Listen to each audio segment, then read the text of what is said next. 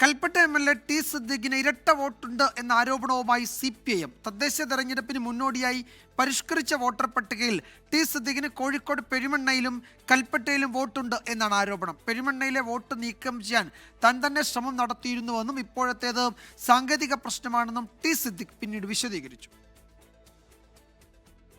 കോഴിക്കോട് പെരുമണ്ണ 20-ാം വാർഡിലെ വോട്ടറായ ടി സിദ്ദിഖിന് കൽപ്പറ്റ മുനിസിപ്പാലിറ്റിയിലെ ഓണിവയലിലും വോട്ടുണ്ടെന്നാണ് CPIM ആരോപണം. ജനപ്രതിനിധി കൂടിയായ ടി സിദ്ദിഖ് ഇത്തരം കാര്യങ്ങളിൽ മാതൃക കാണിക്കേണ്ടതായിരുന്നുവെന്നും വോട്ടർ പട്ടിക വിശദമായി പരിശോധിക്കുമെന്നും CPIM ജില്ലാ സെക്രട്ടറി K. റഫീഖ് പറഞ്ഞു.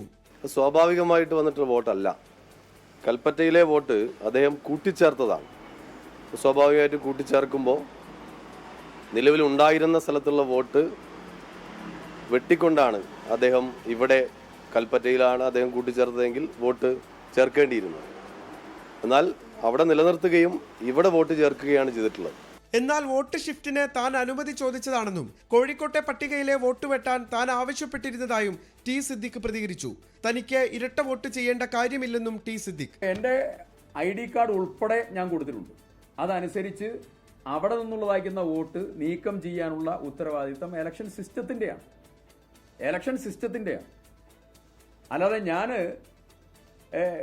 ഇരട്ട വോട്ട് ചെയ്യാൻ വേണ്ടി 2 വോട്ട് 2 സ്ഥലത്ത് ചേർത്തു എന്ന് ആരോപണം ഉന്നയിക്കാൻ, നരേന്ദ്രമോദിയെ പോലെ ആരോപണം ഉന്നയിക്കാൻ CPM ജില്ലാ സെക്രട്ടറിക്ക് അല്ലാതെ വേറെ ആർക്കും പറ്റില്ല.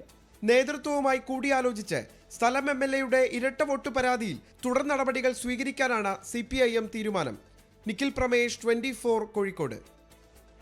ലോകത്തെവിടെയായാലും ഏത് സമയത്തും 24 വാർത്തകളും ഓഗ്മെന്റഡ് റിയാലിറ്റി പാക്കേജുകളും എക്സ്പ്ലെയിനറുകളും വിശദമായി കാണാൻ ഞങ്ങളുടെ YouTube ചാനൽ നിങ്ങൾക്ക് സബ്സ്ക്രൈബ് ചെയ്യാം.